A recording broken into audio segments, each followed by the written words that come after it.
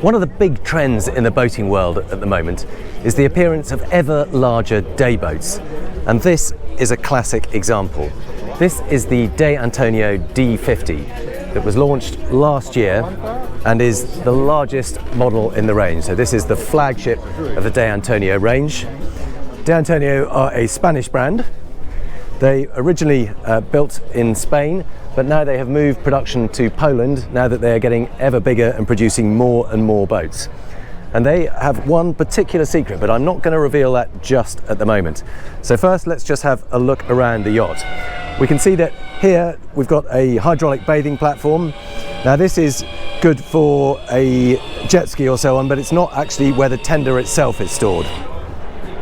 Up here, we'll have a look under here in just a moment, but first, if we can have a quick look at the tender garage. And just have a little bit of assistance here, lift that up. You can see that there is a vertical tender garage. It's quite unusual, but because they are now building them so lightweight, you can just slot it in, lift it up by hand. Maybe you can demonstrate how easy it is to literally just pull it in and out like that. And then there is a bracket on the other side where you can mount a Torqeedo electric engine and keep it all nice and safe and secure in there. It will charge in situ in the locker itself. So that's where the tender lives. And then there's a lovely seating area here, big spread of seating. You can see there are twin tables. Both of these fold out to create one big dining area. And then there's another rather clever trick. You can see that there's a stool here. And if I go over this side and push that across, there is another one in here. So both these stools tuck away under the bench, and there is a cushion again that lives within that. So both of those tuck away in those specially made recesses, so you don't have to have them out all the time. That leaves the deck nice and open and free, but they can then pull out when you're actually trying to put together a proper lunch, and you can have seating for probably 12 people there. And while we're here, I'm just going to show you there is another access point through here. And under this seat, there is access to a technical space, which if we lift that up, you can see in here, there's another big technical space. And this is for access to the fuel tank. So you've got the batteries, and then the main fuel tank here. Sorry, those are the water tanks down there. This is the main fuel tank, so stainless steel fuel tank here. But very nice and clean, gives you access to it all. You can go down that ladder, there's standing headroom in there, got the electric panels over there. Very nice and simple, so you can actually use that for storage too. It's another useful place. But the reason that is a separate technical space is because the big secret is under here. This huge sun pad, where you can see you've got 4 separate beds there, is that the engine bay is in fact under here. And it's not an engine bay, it's actually a hidden transom with 4 huge outboard engines in it. So these are 4 300 horsepower Mercury Verados. You can also opt for 2 600 horsepower V12s. It's very little difference. Both will give you a top speed of around about 45, 46 knots, or you can in fact spec quadruple 400 horsepower engines and have a full 50 knots. So that is very rapid for a large 50-foot day boat. Now the fuel tanks for those, that's 1,500 litres of fuel. So you should get a range of around about 200 miles at a cruising speed, a fast cruising speed probably of around 30 knots, and still have 10% in reserve. So moving forward, there's a big hardtop. You can see above here, that's all supported with metal support bars, so that keeps it nice and rigid. There's a huge wet bar area. I mean, look at the size of this. It's a really big, beamy boat, this. You can get some idea of the scale, but there is a big drawer fridge in there, packed to the rafters with rosé. There's lots of storage under all these with pull-out drawers. Really handy. Exactly the same in there. Another set of drawers. You can obviously spec additional fridges, whatever you want in any of those. More space, another big fridge on this side, and of course the barbecue. Well, you can either have a grill, in this case we've got an induction hob and a sink, so it's a big outdoor galley area. There is an option for a small lower galley inside if you want, but this is really a boat for living on during the day, and it makes sense to have all the facilities out here. So just going to close that up.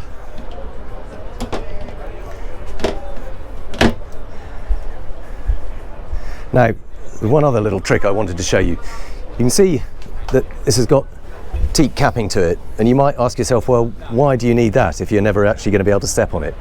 You can actually, because these grab rails are made of carbon fibre and weigh absolutely nothing. So you can see that they lock into place with those collars there, but the whole thing just lifts out, and it really is as light as that. I can easily hold it one-handed. So you can take that out, and then you can have access onto the quay through that and use that as a step. But I really can't tell you how light that is. It's probably a kilo or something at most. It weighs absolutely nothing. So full walk around decks. See, there are flush fitting pop-up cleats and little wear strips there so that the ropes don't wear away on the gel coat, and really nice deep bulwark. So it's a lovely wide side deck, and these, well, I'll show you how. So they come up to pretty much to hip height. Feels really nice and safe moving around it. Now up to the bow area. On this particular boat, they've gone for 3 more sun pads. One of the rather unusual features of this boat is that you can in fact have a hot tub here. I say a hot tub, it slightly depends where you are in the world. It's not going to be terribly hot in the UK, because rather than actually heated fresh water, what they actually do is pump water up from the sea and create your own little mini swimming pool on board. Now, if you're somewhere like this in Palma, Mallorca, that would be absolutely lovely. In the UK, you can have an option to heat that water too, but it's a rather clever way of doing it, of having a little onboard swimming pool on a 50-foot open day boat. It's pretty unique offering that. There's some useful stowage under here. It's not hugely deep, this locker, but it does mean it's a handy place up near the bow to store a few lines. Just clip that down, and then there is another anchor locker. I say another, no, it's the only anchor locker, but you can see that lifts up, and there is the windlass and huge locker for all the chain to run into. So you can obviously pop a couple of fenders in there, and it's nice to see you have got a hook there that you can tie a few lines onto, so that you don't have to jump down in to retrieve the fender lines. Anchor itself sits on a bow roller, protrudes quite a long way out front, but that should help ensure that it drops nice and clear, because as is the trend these days, it's got an absolutely plumb vertical bow, so you need quite a long bow roller to make sure that the anchor drops clear of it. 2 more flush fitting cleats, and then back round, full walk around decks to the helm station. So here you get an idea of that beam again, because there is room for 4 separate seats here, and they're all widely spaced. Underneath here we've got more storage, so you can see there's 2 more lockers over that side. Lots of storage, and all these have bolster cushions, and you can see just how deep. These are proper bucket seats, so really nice and deep and secure to wedge your hips in there. And frankly, if you're going to be doing 50 knots in an open day boat like this, you do need that kind of security. Nice, clean, simple dashboard. Just got the one Simrad screen, not huge, but you could probably have, looks like there's room for 2 alongside there. Twin throttle, so even though you've got 4 engines in there, they will all sync together, and those 2 throttles will control all 4 of them. Obviously, if you have the twin V12s, then you have just got the 2. The V12s come with a joystick as standard. On these engines, it's an option, and price-wise, it's pretty much the same. By the time you've spec'd up the option for 4 300s, it comes to roughly the same price as a pair of 600 V12s. Got Vitas thrusters here. Little bit of carbon fibre inlay there. The boat itself is not carbon fibre, but it does use it for some of the detailing. Just adds a little bit of a panache to the whole look and style of it. There is a little recess there for chucking your phone, and covers for some of the electronics, cup holders either side, and a zip wake trim system. So the auto trim system, that means that you don't have to worry about trying to keep the boat level or running flat. That will take care of it. You just hit the auto button and that will adjust the trim tabs accordingly. So although it is very much a day boat, there is quite a decent accommodation in here. So let's drop down into the cabin. And you can see it's quite clever. They've left it so that it can be either open plan or closed up. So these two doors here will, there we go. It's just on a little lever. You can see that they fold across like this. And then you can have a completely private cabin up in the bow, or you can open it up as it was. There we go. Fold it back into place, pin it down to the floor,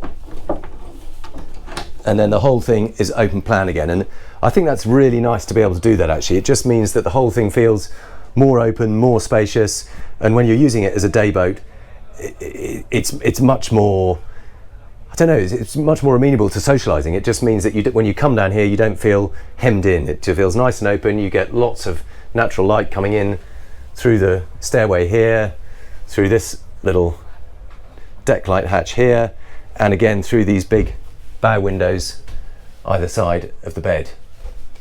And a couple more hatches here opening up that allow a bit of fresh air in. So nice sized bed, rather nice kind of matting effect on the floor. So it's quite simply done, but it all feels very nice and natural, and I don't know, it's not, I wouldn't describe it necessarily as a high-end premium, but it's a very nice vibe within here. It just feels open, light, airy, nicely done. It's not over fussy, but equally it doesn't feel cheap. There's a big drawer under the bed, bit of storage there, and steps up either side. Then a big mirror on this side, which also opens up. There's a little strap there, so again, hanging space in there. And there is in fact ensuite access to the day head. So if you do close the cabin up, you can use that as a totally private ensuite heads compartment, or when you're using it as a day heads, there is access through this side too. So the toilet is in its own little compartment, and then the rest of the bathroom is separate. And again, there is a pocket door, so that will slide across, but it does mean that you can brush your teeth, for example, while somebody else might be using the loo, or keep this nice and open. Again, it just means that the whole boat feels open rather than separated into lots of tiny little compartments. So there's a nice walk-in shower, marble effect inside there, bit of teak grating underneath, the water drains around the side of that, sink, and another mirror there with a bit of storage above and below. But the feature I really like is here. So moving back under the cockpit, there is another huge cabin area, but rather than fitted out as a guest bedroom, I mean, you can have it as two separate guest bedrooms if you want to, but what they have done is use it as a day saloon, which is a really clever idea. And because it's such a big beamy boat, there's a lot of space down here. And the reason they've done that is that these boats tend to be very popular in hot countries like Miami in the US, or maybe the UAE, or indeed here in Europe, where occasionally you get a rain shower or it gets a little bit cold. The guests want to come down below. It's only going to last for half an hour or something, but this way you can have room for plenty of people rather than perching on the end of somebody's bed. There is a really nice saloon area, and there's enough headroom down here to sit down very comfortably and not feel remotely cramped. It's a really nice area. You can just chill out here. All of you can sit down here, chat, have a drink. I can totally imagine using this, whether that's in the evening when it gets a little bit cold, or during the daytime where there's a shower. And of course, you do have the option. So this big coffee table also doubles as a bed. This just slides back to meet the sofa. There you go. And now you've got a perfectly usable double bed in a full beam cabin. I think that's a really clever use of space. Right, there's another, that's the switchboard panel. You can see all the switching there, conveniently tucked away under the staircase. And let's go back up top. So, that is the Antonio D50. We've seen the features, we've seen the fact that it's powered by outboard engines. Now, as well as making that very simple in terms of maintenance and obviously giving great performance, it also makes it more affordable. So this particular boat, as is 690,000 euros, completely equipped like this. Whereas a lot of the boats it's competing against are going to be $1 million or more. So, very interesting, very unusual, bang on trend in terms of a big, open, stylish day boat, but a bit more affordable and one or two really clever features.